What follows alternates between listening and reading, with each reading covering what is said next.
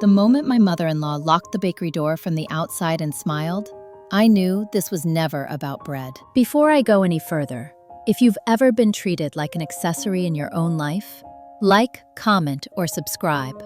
Not because you feel sorry for me, because you recognize the pattern. Now let me tell you how a small family celebration turned into the day I stopped being invisible. My name is Emily Parker. I was 32 years old when this happened, living in Lancaster, Pennsylvania, running a small neighborhood bakery called Golden Crumb. I owned it outright. No investors, no loans left. Just me, a commercial oven, 2 part-time staff, and a steady line of customers who liked their mornings quiet and their sourdough honest. I married Daniel Parker 4 years earlier. He was kind in the passive the way men are when they think neutrality counts as decency. He worked as an assistant project manager for a regional construction firm. Decent salary. No ambition to rock boats, especially not family boats. His parents, Robert Parker and Susan Parker, lived 10 minutes away in a large colonial house. They never stopped reminding me they had paid off early. His younger sister, Melissa Parker, lived there too, despite being 28 and chronically unemployed by choice. From the beginning, I was tolerated, not welcomed. Susan Parker liked to introduce me as Daniel's wife who bakes. Not a business owner, not an entrepreneur, a hobbyist with flour on her hands. Robert Parker barely spoke to me, unless it was to ask when dinner would be ready, or whether the bakery was actually profitable yet. His voice always heavy on the yet. Melissa Parker never hid her contempt. She laughed when I talked about margins, rolled her eyes when customers brought flowers.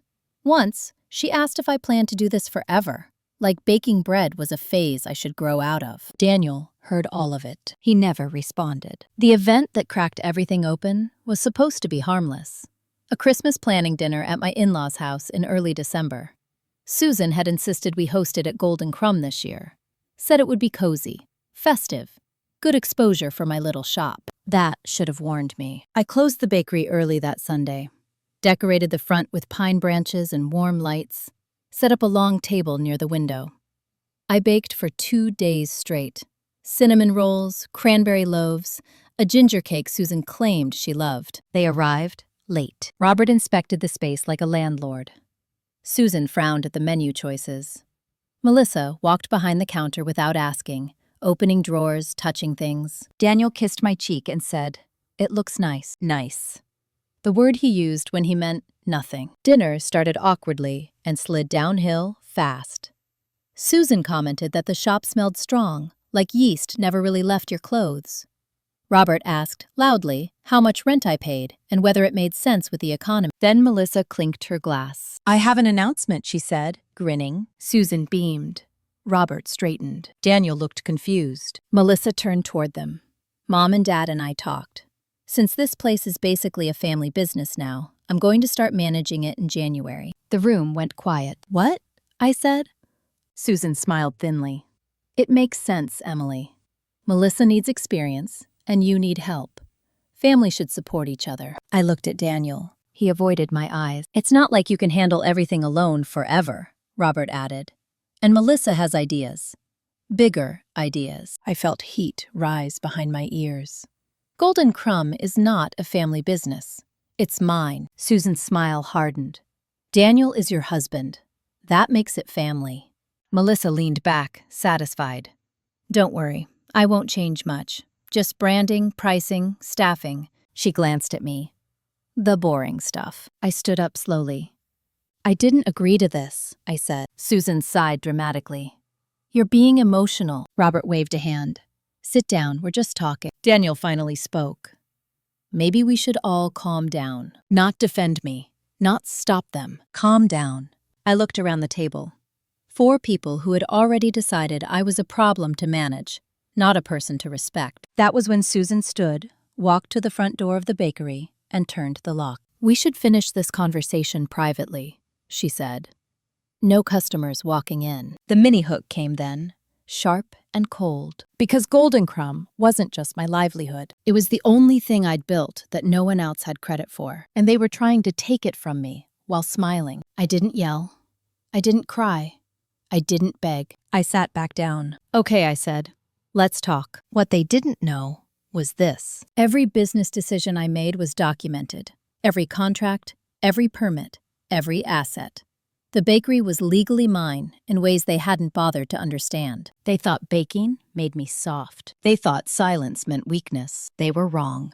And by the time that door unlocked again, something irreversible had already started. Because once you see how easily people try to erase you, you stop trying to belong. You start preparing to win. After they unlocked the door, no one apologized. Susan Parker smoothed her sweater like the conversation had been productive. Robert Parker poured himself more wine. Melissa Parker scrolled on her phone, already bored. Daniel Parker stood by the counter, pretending to study the pastry case. I watched all of it, quietly. That night, after they left, I stayed in the bakery alone. I didn't clean right away. I turned off the front lights and sat at the small metal desk in the back, the one I used for invoices and payroll. The hum of the refrigerators filled the silence. I replayed the evening without emotion, like footage. Not because it didn't hurt, because I needed to see it clearly. This wasn't about Melissa needing experience. It wasn't about helping me. It was about control. About taking something visible and folding it into the Parker family narrative, where everything belonged to them by default, including me. I closed the cash register, locked the safe, and went home. Daniel was already there, sitting on the couch with his laptop open, not really working. He looked up when I walked in. "They didn't mean it like that," he said immediately. I took off my coat slowly. "Like what?" "Like taking over," he replied. "They were just talking." "They announced it," I said. "They locked the door." He frowned. "Mom gets dramatic, and you get quiet," I said. He sighed, rubbing his face. "I don't want to be stuck in the middle." I looked at him for a long moment. "You're not in the middle," I said. "You're on the side that benefits from my silence." He didn't answer. That was the first time I thought the word marriage and didn't recognize it. The next morning, Melissa showed up at Golden Crumb at 8:12 a.m. No call, no text. She walked in like she belonged there, wearing heels completely wrong for the floor. Sunglasses still on. "I'm here to observe," she said, glancing around. "Mom said you'd be expecting me." I smiled politely. She was wrong. She laughed like I was joking and walked behind the counter again. I didn't stop her. Not yet. Instead, I watched. Melissa criticized the display case, questioned my pricing, told my barista, Lena Morales, that we might switch uniforms soon. Lena looked at me, confused. I shook my head slightly. "Observe," I mouthed. By noon, Melissa had taken photos of everything and left without saying goodbye. At 12:43 p.m., Susan Parker called. "I hear Melissa stopped by," she said. "Yes," I replied. "You could have been more welcoming," she said. She felt uncomfortable. I almost smiled. "She shouldn't," I said. "She doesn't work here." A pause. "You're being difficult," Susan said. "No," I replied. "I'm being clear." That afternoon, I pulled my business documents from the filing cabinet at home. Articles of organization, operating agreements, lease, equipment receipts, licenses. Everything was in my name, every signature mine. Golden Crumb wasn't shared property. It wasn't marital property either.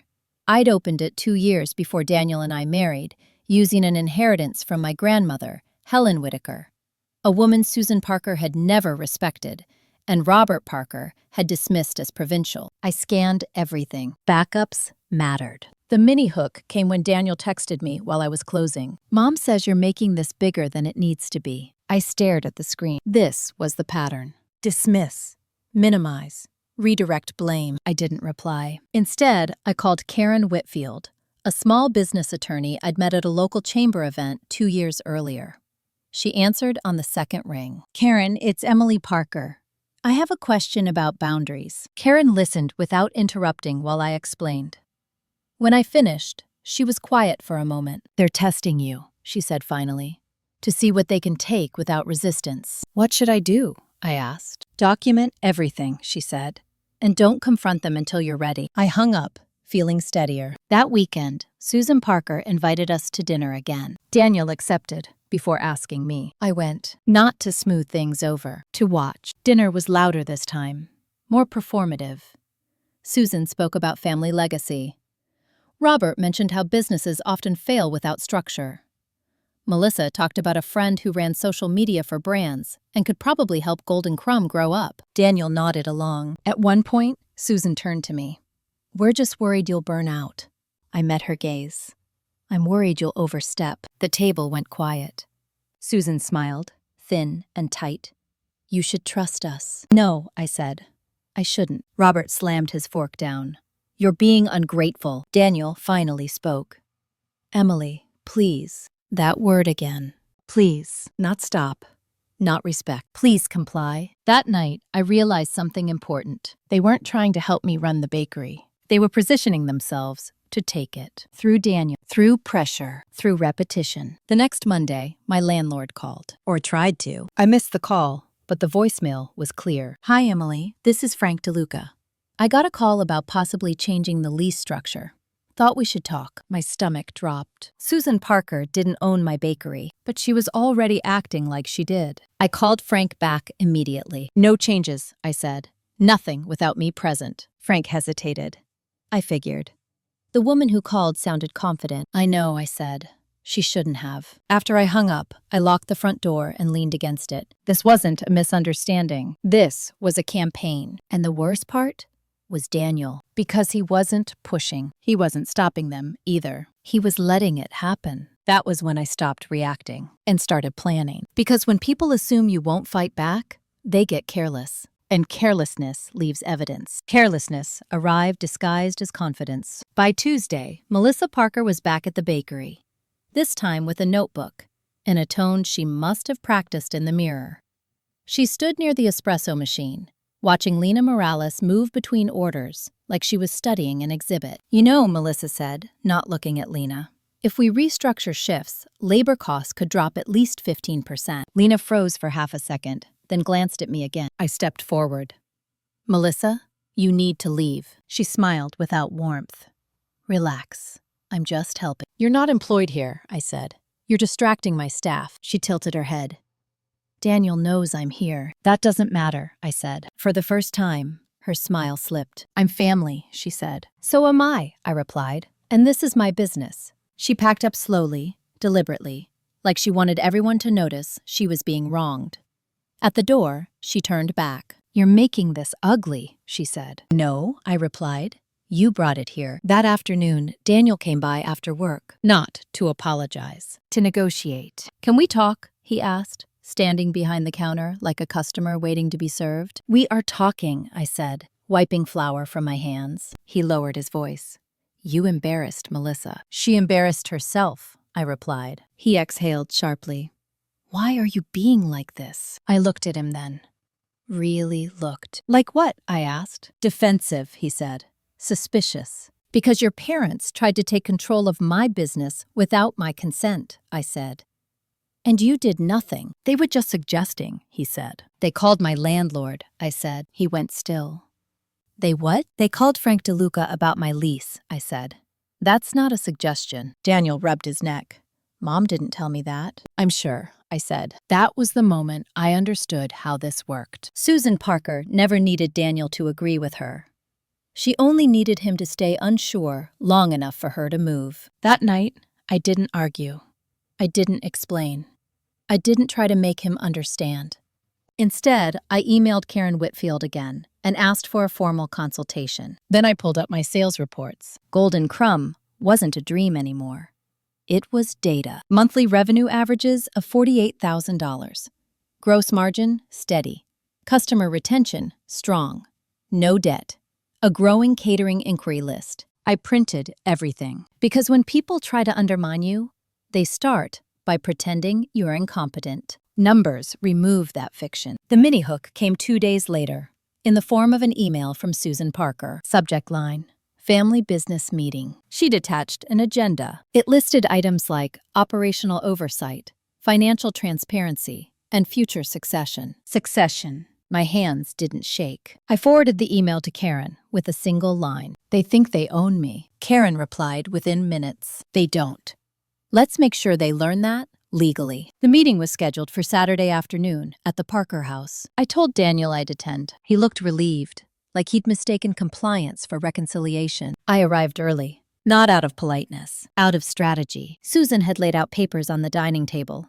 Spreadsheets, notes, a printed copy of my business website with red pen markings. Melissa sat beside her, smug. Robert leaned back in his chair, arms crossed. Daniel took the seat next to me. Susan began, without preamble. "We're concerned," she said, folding her hands. "Golden Crumb has potential, but it's limited under your current management." I didn't respond. Robert snorted. "It's a cute shop, but cute doesn't scale." Melissa chimed in. "We've talked about bringing in outside guidance, someone objective." I nodded slowly. "I agree," I said. They all paused. Susan blinked. "You do?" "Yes," I said. "I brought someone." Karen Whitfield stepped into the room. She didn't smile. She didn't apologize. She placed her briefcase on the table and sat across from Susan. "Emily Parker's attorney," she said. "Let's clarify a few things." Susan's face tightened. "This is unnecessary," she said. "No," Karen replied calmly. "What's unnecessary is attempting to assert authority over an asset you don't own." Melissa scoffed. "We're family." Karen didn't look at her. "That's not a legal category." Robert leaned forward. "This is overkill." Karen slid my documents across the table. "This is documentation." She went through them one by one.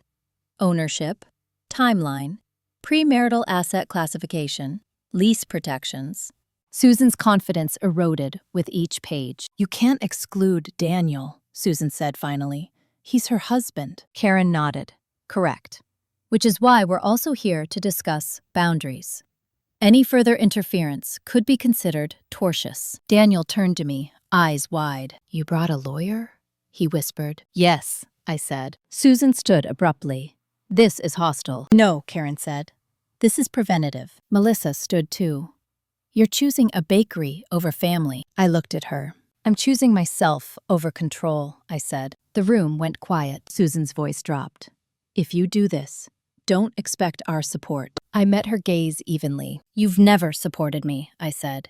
"You've only tolerated me." Robert slammed his hand on the table. "You're overreacting." "No," I said. "I'm responding accurately." Karen closed her briefcase. "Any further contact with Emily's landlord, staff, or vendors will be considered harassment. Direct all communication through me." Susan looked at Daniel. "This is what she's doing to us," she said. Daniel didn't speak. That silence told me everything. We left without another word. In the car, Daniel stared out the window. "I didn't know it was this serious," he said finally. "It's been serious the whole time," I replied. "You just weren't the target." That night, I slept deeply because clarity does that. But I also knew something else now. Susan Parker didn't lose gracefully. She escalated. And the moment she realized she couldn't control my business directly, she would go after the one thing she thought she still could: my marriage. Chapter 3 ended with that understanding settling into place. Not fear, preparation. Because when people lose access, they don't stop. They change tactics. And I was ready to watch exactly which one she chose next. Susan Parker chose silence first. Not the peaceful kind. The kind that waits. For 3 days after the meeting, no one called. No texts, no passive-aggressive messages routed through Daniel. The Parker house went quiet, in a way that felt staged, like a pause before something heavy dropped. Daniel took that quiet as a good sign. "Maybe they're backing off," he said one evening, loosening his tie, trying to sound hopeful. "They're regrouping," I replied. He frowned. "You don't know that." "I do," I said. "Because people like your mother don't walk away. They reposition." The shift came on Thursday morning. I was in the back prepping dough when Lena Morales knocked lightly on the office door. "Emily," she said, voice low. "There's a woman out front asking questions." I wiped my hands and stepped out. Susan Parker stood near the register, smiling at a customer like she belonged there. She wore a cream coat, pearls, the whole respectable mother-in-law uniform. When she saw me, her smile widened. "Oh, good," she said. "You're here." "Why wouldn't I be?" I asked. She ignored the question. "I was just telling this lovely woman how proud we are of you. Family business and all." I felt something cold settle behind my ribs. "It's not a family business," I said calmly. The customer glanced between us, uncomfortable. Susan laughed lightly. "Oh, Emily, don't be silly. Of course it is." I leaned closer, lowering my voice. "You need to leave." Her smile thinned. You can't talk to me like that in public. I can, I said. And you will. For a moment, she didn't move. Then she reached into her purse and pulled out a folded piece of paper. I just wanted to give you this, she said, sliding it across the counter, so you don't hear it from someone else. I unfolded it. A notice. An application for a small business grant. Submitted in my bakery's name, with Susan Parker listed as a co-owner. My pulse stayed steady. You forged this, I said. She shrugged. Daniel said you wouldn't mind. That was the moment. Not the worst thing she'd done, but the cleanest line she'd crossed. Get out, I said. Her eyes flashed. You're making a scene. No, I replied. You are. I stepped behind the counter and opened the register drawer. Took out the printed notice Lena had flagged earlier that week. One I'd prepared quietly. Trespass notice, I said. Effective immediately. Susan stared at it. You wouldn't. I already did, I said. She laughed once, sharp and incredulous. You're unbelievable. And you're done here, I said. She left without another word, heels clicking hard against the tile. The mini-hook came 10 minutes later, when Daniel called. Why is my mother crying? He asked. She committed fraud, I replied. And I stopped her. Silence. You could have handled it differently, he said finally. There is no gentle way to stop someone who doesn't respect no, I replied. She was just trying to help, he said. I closed my eyes. She tried to put her name on my business, I said. If you can't see that as a problem, then we have a bigger one. He didn't answer. That evening, I met Karen Whitfield again. She escalated fast, Karen said, after I showed her the paperwork. Which means she's running out of angles. What's next? I asked. Karen didn't hesitate. Your marriage. I nodded. I know. The pressure campaign began subtly. Susan called Daniel's boss under the guise of concern. Mentioned stress. Said I was volatile. That Daniel might need time off. Melissa posted vague comments online about family members who get greedy when money is involved. Robert stopped by the bakery once, stood outside for 5 minutes, then left without coming in. A message without words. Daniel grew quieter, more distant. He didn't argue with me anymore. He just withdrew. One night, over dinner, he finally said it. Maybe we should sell the bakery. I looked at him slowly. Why? I asked. So this can stop, he replied. So my family can calm down. I set my fork down. You want me to give up my livelihood so your mother feels better, I said. It's not like that, he said quickly. It is exactly like that, I replied. He rubbed his face. I'm tired, Emily. So am I said. But only one of us is being asked to disappear. He didn't deny it. That was the second crack. The next day, I took a half day off and drove to see Martha Klein, a certified forensic accountant Karen had recommended. Martha was in her late 50s, precise, unflinching. We went through my books together. You're clean, she said, but they won't attack that. They'll attack your capacity. Meaning? I asked. Meaning they'll try to paint you as unstable, she said. Overworked, emotional, in need of oversight. I thought of Susan's tears, Daniel's boss, the grant application. Can we get ahead of that? I asked. Martha smiled faintly. Already are. She helped me prepare a formal financial summary. Independent verification. Third-party validation. Everything documented and time-stamped. Because when someone tries to rewrite your story, receipts matter. That night, I didn't wait for Daniel to bring it up. I'm not selling, I said. He stared at his plate. You're choosing this over us. No, I replied. You're asking me to choose between myself and your comfort. He looked up then. And if I can't handle this? I met his eyes. Then you need to be honest about that, I said, before your family does it for you. The room felt very still. That was the moment the marriage stopped being assumed. It became conditional, and conditions clarify things faster than conflict ever does. Without slammed doors, just a quiet understanding settling in. Susan Parker had failed to take my business, so she was applying pressure where she thought I was weakest. But what she didn't know yet was this. I had already started separating my life into things I could lose and things I would not. And Daniel was standing on the wrong side of that line. Daniel didn't sleep in our bed that night. He said it was because he had an early meeting. He took a pillow and his laptop to the couch, kissed my cheek like muscle memory, and avoided my eyes. I lay awake listening to the quiet, thinking about how absence can be louder than shouting. By morning, the bakery felt like the only place where gravity worked the way it was supposed to. The ovens warmed the air. The regulars arrived at the same times. The bell over the door rang with familiar rhythm. Work didn't ask me to shrink. At 9:17 a.m., my phone buzzed. It was a calendar invite. From Daniel. Subject: meeting with Mom and Dad. Location: Parker residence. Time: Saturday, 2 p.m. Notes: we need to talk as a family. No discussion. No question. Just expectation.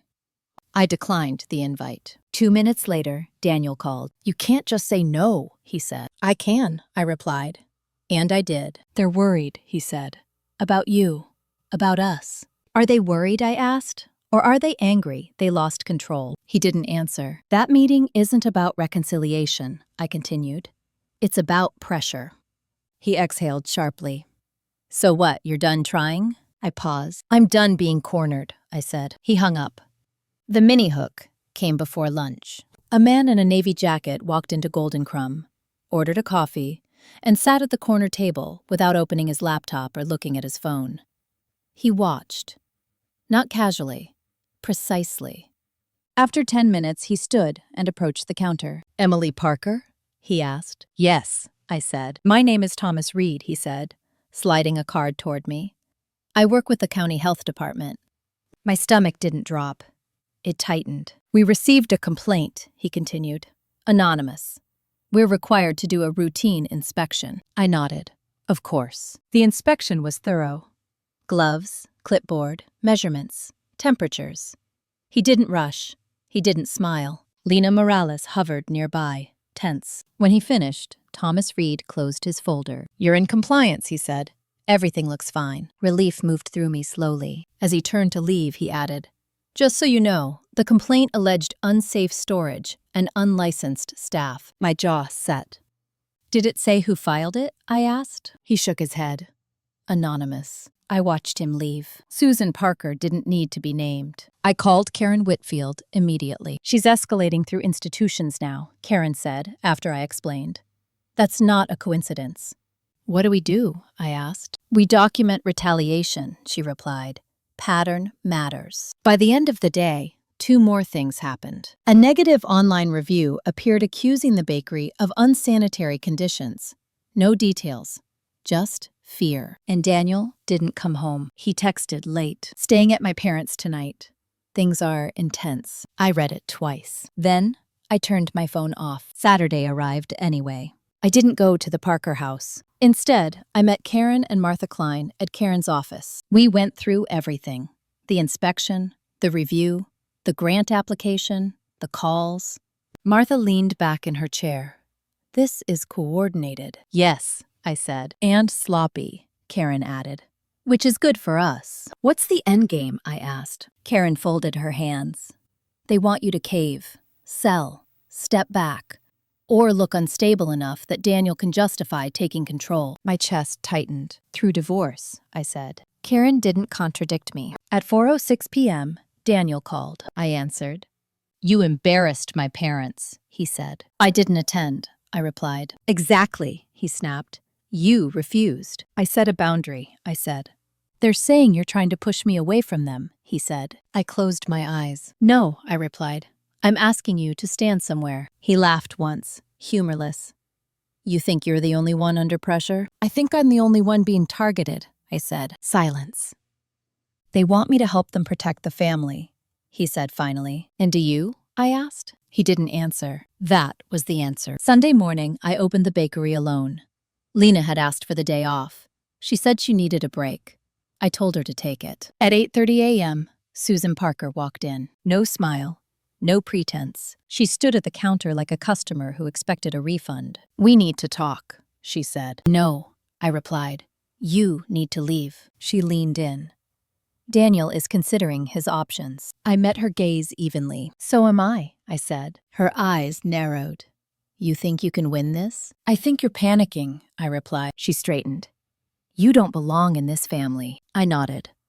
I know, she scoffed. Without us, you have nothing. I smiled, small and controlled. Without you, I said, I have peace. She stared at me like she'd misheard. You're bluffing, she said. I reached under the counter and pulled out a folder. Cease and desist, I said, from my attorney, regarding harassment, false reporting, and interference with business operations. Her face went pale.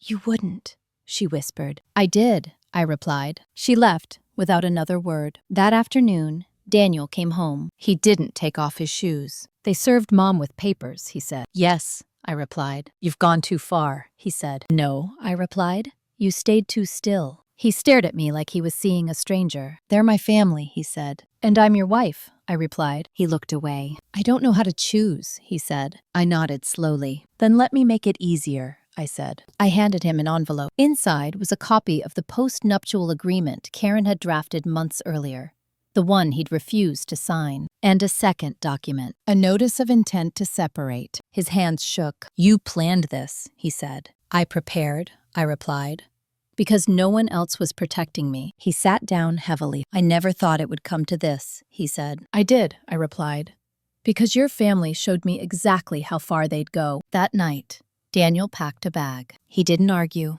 He didn't apologize. He just left. I locked a door behind him and stood there for a long moment, listening to the silence settle differently this time. Not heavy, clear. Chapter 5 ended without reconciliation, without screaming. Just the sound of a door closing and a line finally drawn. Susan Parker thought she'd forced my hand. She didn't realize she'd given me something better than leverage. She'd given me proof, and in the next chapter, I would use it. The bakery felt larger once Daniel left. Not physically, structurally. There were fewer compromises moving through the space, fewer unspoken negotiations.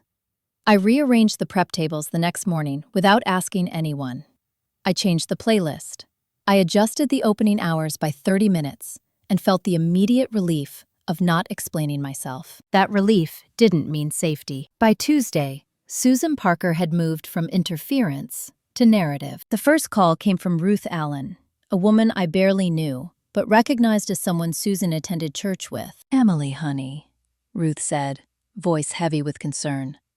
I heard things were difficult at home. I'm fine, I replied. Well, she said, lowering her voice, Susan is worried about your stress. She says you've been pushing people away. I thanked her for calling and ended the conversation politely. By noon, 3 more messages followed. Variations on the same theme. Concern, prayer, support laced with judgment. Susan wasn't trying to scare me. She was trying to isolate me. I forwarded everything to Karen Whitfield. Good, Karen replied. Third-party pressure. Keep collecting. The mini-hook came from the bank. My business account flagged for review. No freeze, just a notification. Routine, according to the message. I called immediately. After 20 minutes on hold, a compliance officer named James Holloway came on the line. We received an inquiry, he said carefully, about ownership structure and potential disputes. From whom? I asked. He hesitated. A family member, identifying herself as a co-owner. I closed my eyes. She is not, I said. I know, he replied. Your documents are clear, but we're required to note the contact. Thank you, I said. Please add this to the record as unauthorized communication. I already have, he said. Susan Parker wasn't guessing anymore. She was throwing everything at the wall. That afternoon, Karen and I met with Evelyn Brooks, a mediator who specialized in high-conflict separations. Not to reconcile, to prepare. She's trying to push Daniel into a narrative where you're unstable and uncooperative, Evelyn said, scanning the timeline Karen had prepared. If this goes to divorce, she'll aim to position him as the reasonable party. Can she take the bakery? I asked. No, Evelyn replied. But she can try to exhaust you. That night, Daniel texted, Can we talk? I waited an hour before replying. Yes, tomorrow. Public place. We met at a quiet cafe near the courthouse. Neutral ground. Daniel looked tired, unshaven, smaller. I didn't know it would get like this, he said. I did, I replied. Because it already was. He flinched. They think you're punishing them, he said. That you're trying to destroy the family. I'm protecting myself, I replied. Those aren't the same. They're scared, he said. So am I replied. But I'm not lying about it. He stared into his coffee. Mom says you've always been controlling, he said quietly. I didn't react. She says the bakery changed you, he added. No, I replied. The bakery showed me. He looked up. I don't want to lose you, he said. Then stand with me, I replied. Publicly. Clearly. He hesitated. That was the answer. I need time, he said. I stood. Time is a choice, I said. So is inaction. I left without looking back. The next escalation came through a letter. Certified mail. No return address. Inside was a typed statement. Accusations. Claims that I had been emotionally volatile, that I was unfit to manage stress, that the bakery was unsafe under my care. It ended with a signature, Susan Parker, and a copy sent to Daniel's attorney. Karen read it once and smiled thinly. She just crossed into defamation, she said. What now? I asked. Now, Karen replied. We stop playing defense. She filed a formal response that afternoon. Demand for retraction. Evidence attached. Timeline included. She also did something else. She contacted the local small business association and the county board and the bank preemptively, because truth, when distributed early, is harder to contain. 2 days later, Susan Parker's pastor called me. I answered. Emily, he said gently, Susan is concerned about your mental well-being. I'm concerned about her behavior, I replied, and I've documented it. Silence. I will not discuss this further, I said. Please stop contacting me. I hung up. That night, I sat alone in my kitchen. Paperwork spread across the table. Separation documents, financial statements, correspondence logs. I wasn't angry. I was methodical. Because Susan Parker's greatest mistake wasn't overreaching. It was assuming I would fold. She'd never met the version of me who didn't need her approval. And Daniel was about to learn what happens when you let someone else define your marriage for you. Chapter 6 ended with that certainty settling in. Not loud, not dramatic, just inevitable. Because once the story shifts from family drama to documented pattern, the outcome stops being emotional. It becomes legal, and that was where I was strongest. The first official filing arrived on a Wednesday. Daniel filed for divorce. Not contested, not collaborative. Filed. I received the notice at the bakery just after lunch, delivered by a courier who looked uncomfortable holding it out to me over the counter. I thanked him, signed, and slid the envelope into my bag without opening it. Lena Morales watched me carefully. You okay? She asked. Yes, I said, and I meant it. I didn't open the envelope until that evening, at home, seated at the kitchen table where Daniel and I used to eat dinner, without talking about anything that mattered. Daniel's attorney was Paul Hendricks, a name Karen Whitfield had already predicted. Conservative, efficient, known for moving fast and forcing settlements through pressure. Susan Parker's fingerprints were all over it. The filing alleged irreconcilable differences, emotional distance, and financial disagreements. Nothing dramatic. Nothing false enough to fight yet. But attached was a request. Temporary spousal support. I exhaled slowly. Karen read it the next morning. They're trying to drain you, she said. Not win. They know they can't touch the bakery, I said. Correct, she replied. So they're going after your liquidity. I nodded. We respond. We counter, she corrected. And we expose. The mini hook came later that afternoon when Karen forwarded me an email from Paul Hendricks. Subject: informal resolution discussion. He wanted to talk. No paper trail, no filings. I declined. Because people who ask for quiet conversations are usually trying to avoid documentation. Instead, Karen filed a response that afternoon. Clear, firm, with exhibits. The bakery was premarital, separate property, fully documented, no commingling. Daniel was not entitled to spousal support. His income exceeded mine in the last tax year. His housing was currently subsidized by his parents. Susan Parker's influence wasn't mentioned. Not yet. That night, Daniel showed up at the bakery after closing. I saw his car through the front window and felt nothing. I unlocked the door. I'm not here to fight, he said. Then say what you came to say, I replied. He looked around the shop like he was seeing it for the first time. They think you've changed, he said. I have, I replied. They think you care more about this place than about me, he said. I wiped my hands on my apron. This place never asked me to disappear. He winced. Mom says you're turning this into a war, he said. No, I replied. I'm refusing to surrender quietly. He stepped closer. I didn't want it to go legal. You let it, I replied. Every time you stayed silent. He swallowed. They're scared you'll embarrass them. I'm not responsible for their comfort, I said. He nodded slowly, like he was finally understanding something. Too late. Paul says if you agree to mediation, this can be quick, he said. I'll mediate, I replied. With conditions. Which are? He asked. No contact from your parents, I said. No statements, no interference, and everything documented. He hesitated. There it is, I said. He looked down. They won't agree to that. Then neither will I replied. He left without another word. 2 days later, Susan Parker broke her silence publicly. She posted, not directly, never directly, a long message about betrayal, about daughters-in-law who forget where they came from, about women who put ambition above family. It was vague enough to deny, specific enough to point. Within hours it was shared, commented on, liked, by people who'd never asked me how I was. Karen printed it. Defamation, she said. Pattern. Martha Klein ran updated projections. They're trying to force you to settle before the quarter ends, she said. They think pressure equals compliance. They're wrong, I said. The next escalation came from the county. A zoning inquiry.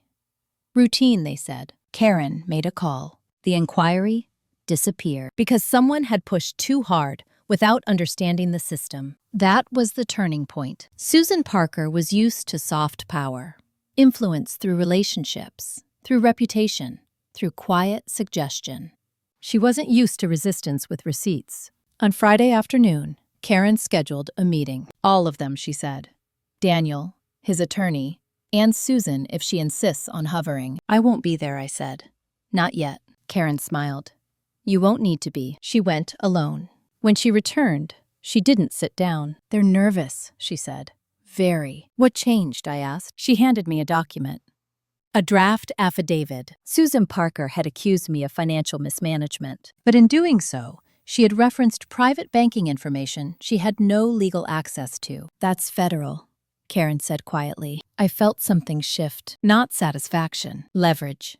They didn't know, I said. They never do, Karen replied. That night, I slept deeply because the story was no longer about me being difficult. It was about them being careless. And carelessness is expensive. Chapter 7 ended with one clear truth. Susan Parker had finally stepped far enough into my life that the law could see her. And once that happens, control doesn't just slip, it collapses. Control doesn't collapse loudly, it leaks. Susan Parker stopped posting after Karen's meeting. The silence this time wasn't strategic. It was cautious. The kind that follows when someone realizes they've said too much in a room with microphones they didn't see. Daniel's attorney filed a revised motion the following Monday. The request for spousal support was withdrawn. No explanation, no apology. Just a quiet retreat. Karen forwarded it to me with one line. They're reassessing their risk. I printed it and placed it in the folder labeled Pattern. At the bakery, business continued. In fact, it improved. The health department inspection had reassured regulars. A local food blogger wrote a piece praising our consistency and calm under pressure. Orders increased by 12% week over week. Nothing dramatic, just steady proof that panic hadn't infected the place Susan tried to poison. Lena Morales noticed it too. People trust you, she said one morning while restocking the pastry case. They can tell when someone isn't pretending. I nodded. Trust wasn't loud either. The mini hook arrived, disguised as cooperation. Daniel agreed to mediation. He emailed me directly. Short, careful. I want this to end without more damage. I read it twice before replying. So do I. Boundaries still stand. The mediation was scheduled for the following Friday at a downtown office suite. Neutral territory, glass walls, no family photos, no emotional props. Karen would attend with me. Daniel with Paul Hendricks. Susan Parker was not invited. That didn't stop her from trying to attend anyway. Karen received a call 2 days before the session. She asked to be included as a concerned party, Karen told me. I declined. How did she react? I asked. She reminded me she knows people, Karen replied. I reminded her that doesn't change statutes. On the morning of mediation, I arrived early. I wore black jeans, a white shirt, no jewelry. Not armor, just clarity. Daniel arrived 10 minutes late, eyes tired, jaw tight. He nodded at me without speaking. Paul Hendricks launched into his prepared statements immediately. Efficiency over empathy. We believe a clean division is in everyone's best interest, he said. No prolonged conflict. Karen nodded. Agreed. The mediator, a woman named Janice Reynolds, listened carefully. We went through assets, accounts, debts. The bakery was acknowledged immediately as separate property. No debate, no theatrics. Then Janice turned to Daniel. What are you asking for? She asked. Daniel hesitated. Paul answered for him. Closure. Janice waited. Daniel swallowed. I don't want this to turn into something ugly. I spoke calmly. Then it won't. As long as outside interference stops. Paul cleared his throat. That's not part of the legal framework. It is when it affects proceedings, Karen replied. Janice made a note. Daniel looked at me. They're scared, he said quietly. I didn't respond. Janice leaned forward. Who is they? She asked. Daniel glanced at Paul, then back at me. My parents, he said. Janice nodded. Then perhaps they should not be involved. Silence filled the room. That was the first time an authority figure said it plainly. The mediation concluded quickly after that. No alimony. Clean separation. No claims on the bakery. Mutual non-disparagement clause. Paul looked dissatisfied. Daniel looked relieved. I felt nothing sharp. Just finished. Outside the building, Daniel stopped me. I didn't think it would end like this, he said. It didn't end, I replied. It clarified. He nodded slowly. Mom won't take this well. That's not my concern, I said. He winced. She thinks you planned this. I planned not to be erased, I replied. He watched me walk away. That afternoon, Karen called. They're probing, she said. Susan's attorney contacted Paul about the affidavit. What did Paul say? I asked. He asked for time, Karen replied. That means she's nervous. Good. That evening, I received an email from the county clerk's office. Subject: Records request clarification. Someone had requested copies of my business filings.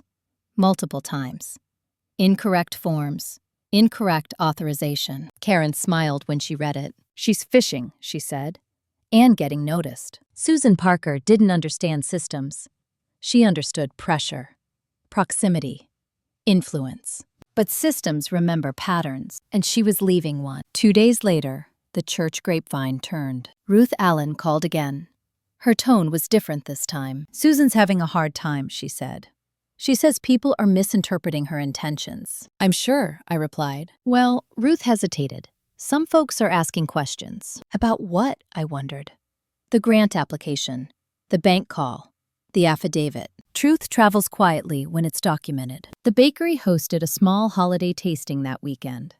Not a party, just an open invitation to regulars. I didn't advertise it. People came anyway. They brought friends, neighbors, quiet support. Susan Parker drove by once. I saw her car slow, then continue. She didn't stop. That was new. That night, I updated the folder one last time. Pattern complete. I didn't need to escalate. I just needed to wait. Because when someone builds their power on the assumption that you won't push back, the moment you do, everything they touched becomes unstable. And Susan Parker had touched too much. Chapter 8 ended without confrontation, without spectacle. Just the unmistakable sound of leverage changing hands. And in the next chapter, she would try one final move, not to win, but to save face. And that was where her control would finally break. Susan Parker's final move came disguised as reconciliation. The email arrived on a Monday morning at 6:42 a.m., sent to both me and Karen Whitfield. Subject: Request for private resolution. It was brief, polite, almost careful. Susan wrote that she regretted how things had escalated, that misunderstandings had multiplied, that perhaps everyone had acted out of fear rather than malice. She proposed a private meeting. No attorneys, no paperwork. Just women, she said, clearing the air. Karen forwarded it back to me with one line. This is not reconciliation. This is containment. I agreed to meet. Not because I believed her. Because the most revealing conversations happen when people think the threat has passed. We met at a neutral cafe halfway between the bakery and her house. Late afternoon. Empty enough to feel private. Public enough to keep behavior in check. Susan Parker arrived first. She looked different. Not softer. Calculated softer. No pearls. No power colors. Just a gray sweater and tired eyes that didn't quite match the story she was about to tell. "Emily," she said, standing. "Thank you for coming." I nodded and sat. She didn't waste time. "This has gone too far," she said quietly. "People are talking. It's embarrassing." There it was. Not harm. Not remorse. Reputation. "I didn't start this," I replied. "I know," she said quickly. "Things got out of hand." "You called my landlord," I said. "My bank. You filed paperwork in my name." She waved a hand. "I was trying to protect Daniel." "By erasing me?" I said. She leaned forward. "You were never erased. You just didn't fit." I looked at her. "You never wanted a daughter-in-law," I said. "You wanted a placeholder." Her jaw tightened. "You're very dramatic," she said. "No," I replied. "I'm very accurate." She inhaled sharply, then changed tactics. "Daniel is hurting," she said. "He's lost his marriage, his routine, his peace." "So have I," I replied. She softened her tone. "We could fix this. Quietly." "How?" I asked. She slid a folded document across the table. A settlement proposal. Not legal, not enforceable. An offer. She would publicly support the divorce agreement. Stop contacting institutions. Retract statements. In exchange, I would agree not to pursue any further action. No claims, no disclosures. She tapped the paper. "Everyone walks away intact." I didn't touch it. "You want immunity," I said. She smiled faintly. "I want closure." "No," I replied. "You want silence." She leaned back. "Think carefully. Dragging this out helps no one." "It helps me," I said. "It stops you from doing this again." Her eyes hardened. "You think people will believe you over me?" she asked. "I don't need them to," I replied. "The records already do." That was when the mask slipped. "You're vindictive," she said. "You always were. That bakery fed your ego." I stood. "This conversation is over," I said. She rose too, voice low and sharp. "If you walk away now, I won't protect you anymore." I met her gaze steadily. "You never did," I said. I left. That evening, Karen filed the last piece. A formal complaint. Not public, not sensational, just complete. Interference, defamation, unauthorized access attempts, retaliatory reporting. Susan Parker was notified the next morning. She called Daniel. He didn't answer. She called me. I didn't answer. She called Karen. Karen answered. And that was when Susan panicked. Because the systems she'd leaned on for years were now asking questions she couldn't deflect. The county requested clarification about the grant application. The bank requested explanation for unauthorized inquiries. The church quietly removed her from the committee she'd chaired for a decade. Nothing dramatic, just distance. That was the moment Susan realized something crucial. Control doesn't disappear in a single blow. It drains away through accountability. I learned about the consequences secondhand. Ruth Allen called again, her voice subdued. "Susan's stepping back from something," she said. "She needs time." I thanked her and hung up. That night, I locked the bakery and stood alone in the darkened space. The smell of bread lingered, familiar and grounding. I wasn't relieved. I was resolved. Because Susan Parker hadn't lost everything. She'd lost certainty. And people like her don't rage when they lose. They retreat. They regroup. Unless they're finally forced to look at what's left when no one is afraid of them anymore. With no apology, no confession, just the quiet collapse of authority built on assumption. And in the final chapters, the consequences would stop being theoretical. They would become permanent for all of us. Permanent consequences don't announce themselves. They arrive in envelopes, in calendar removals, in doors that don't open the way they used to. Susan Parker received her first formal notice on a Thursday afternoon. I didn't see it, but I felt the shift almost immediately. The calls stopped. The church network went quiet. The sideways glances turned into polite avoidance. Power doesn't like witnesses. By Friday morning, Daniel emailed. Subject: "Can we talk?" I didn't answer right away. I was busy. Golden Crumb had just signed its first standing catering contract with Hillside Medical Center, a 3-month trial supplying breakfast trays for administrative meetings. It wasn't glamorous. It was reliable. Numbers I could build on. I signed the agreement at 10:14 a.m., scanned it, and filed it. Then I replied to Daniel, "We can talk, briefly." We met outside the courthouse, not inside, not somewhere emotional. A bench near the steps where people waited for parking tickets to be resolved and divorces to be finalized. Daniel looked thinner.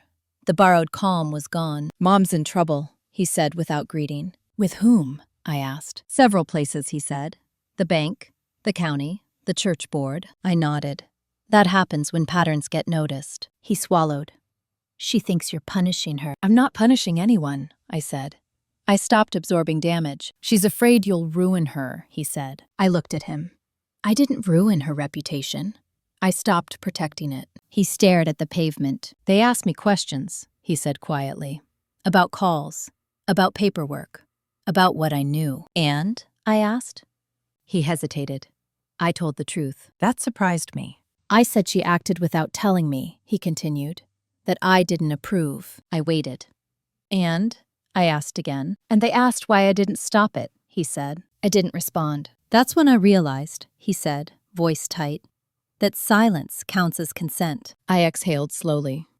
"Yes," I said, "it does." He nodded once. "I'm sorry." It was the first time he'd said it without conditions. "I believe you," I said, "but it doesn't change the outcome." He nodded again. "I know," he said. That was the end of the conversation. Not dramatic, not reconciliatory. Accurate. The formal consequences followed in layers. Susan Parker was asked to resign from the county advisory board due to what they called administrative irregularities. The language was careful. The message wasn't. The church reassigned her to a non-leadership role. Quietly. Indefinitely. The bank restricted her access to accounts she'd managed informally for years. Nothing illegal enough for sirens. Enough to remove leverage. Melissa Parker posted once more online. Something about loyalty, about blood, about ungrateful people who forget who supported them. No one shared it. Robert Parker stopped coming by the bakery street altogether. The Parker family didn't implode. They contracted. And contraction is its own punishment. Karen Whitfield called me in for a final meeting. "We're done," she said, closing the file. "No further action unless provoked." "Will she provoke?" I asked. Karen smiled faintly, not openly. She's learned. That night, alone in my apartment, I went through the paperwork one last time. Divorce finalized. Assets clean. Non-disparagement clause in effect. No further contact required. I wasn't celebrating. I was closing a chapter. The bakery hosted its first staff meeting since everything settled. Lena Morales sat across from me, relaxed for the first time in weeks. "You're lighter," she said. "I'm clearer," I replied. She nodded. That too. We talked about schedules, expansion, hiring another part-timer. Nothing dramatic, just forward motion. That weekend, I changed the locks at home. Not because Daniel would come back, because the space was finally mine. I boxed up the last of his things and labeled them carefully. Neutral, respectful, finished. I didn't feel triumphant. I felt aligned. That was the real shift. No more managing other people's discomfort. No more explaining why boundaries weren't cruelty. No more mistaking endurance for love. Susan Parker never apologized. She didn't have to. Her loss wasn't public humiliation. It was irrelevance. She no longer directed the room. She no longer decided the narrative. She no longer spoke without consequence. And I didn't need to say a word about it. The last thing I did that month was small. I hung a new sign behind the counter at Golden Crumb. Handwritten. Simple. Quiet is not consent. Customers asked about it sometimes. I just smiled and said it was a reminder. For me, it ended with permanence. The kind that doesn't need witnesses. The kind that doesn't fade. And in the final chapter, I would understand exactly what it cost and why I'd pay it again without hesitation. The cost didn't arrive all at once. It arrived in quiet moments I hadn't budgeted for. The first was Sunday morning. I woke up early out of habit, rolled over to check my phone, and realized there was no one I needed to update, placate, or prepare myself for.